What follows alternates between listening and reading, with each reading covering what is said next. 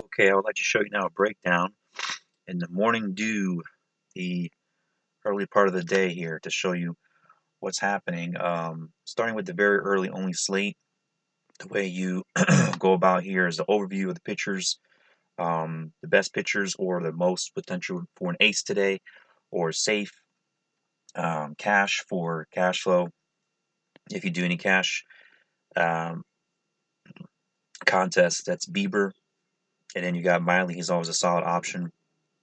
Bieber has a tough matchup, of course, versus Boston, but Miley has a solid option against the White Sox. So, but looking at really the teams that you want to stack up for tournaments, as you can easily win in some of these just like $1, win some tournaments if your lineups are very differentiated, very different from the packs. So the way you do that really is simply look down the list here, the worst teams, um, and some of the worst bullpens. I'd rather pass on Cleveland because once this guy comes out after 2 innings, you're dealing with a good Boston bullpen.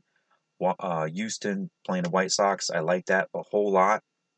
So we'll go with that as the most safe, viable option here. But we got to get contrarian.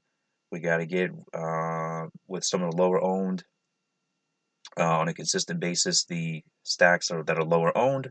So we got to go with perhaps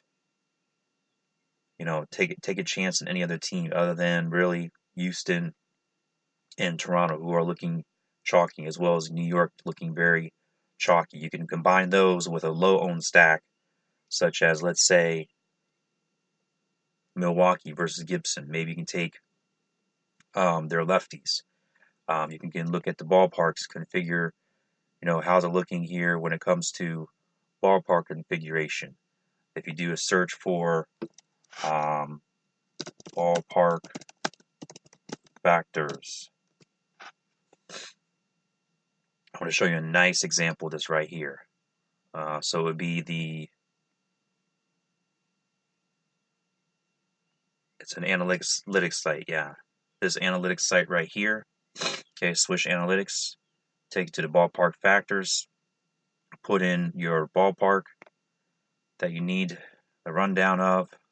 It would be Milwaukee's. Milwaukee's at home. That's great. It could be owned, but Miller Park, you can look at the footage, 344, 345 outfields compared to, let's say, some of these other ones. You can look down and through. They're 336, 335 left and right field.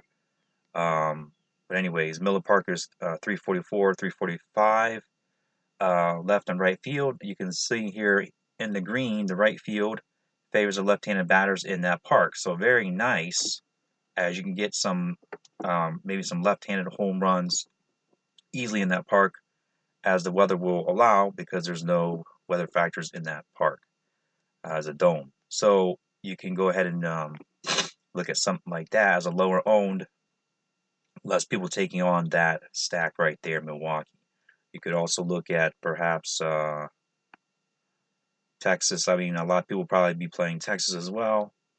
A lot of people are going to be off Boston because of Bieber, but when you look at it, Bieber's weakness, the lefties. There's some 5 Red Sox lefties projected in the lineup, so you go with that. So that's basically what you do for your low-owned stacks, and you can do some.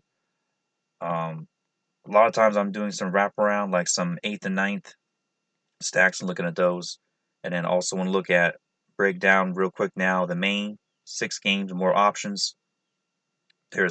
Should be an ace on the slate, Kershaw. Take advantage of him, play him in some cash games, and then for tournaments, you got Archer and guys like that. But then you also want to always look at and break it down more when you go over to your research station for the starting pitches for today and things like that. The trends overview, the BVP, the more so for pitchers, but you can check it out. Top 10s at every category, and I don't know, so on and so forth. A lot of info. You join a Slack chat. You join, talk to the coaches, see what they think about slates, their spreadsheet breakdowns. Also got a fantasy football draft board.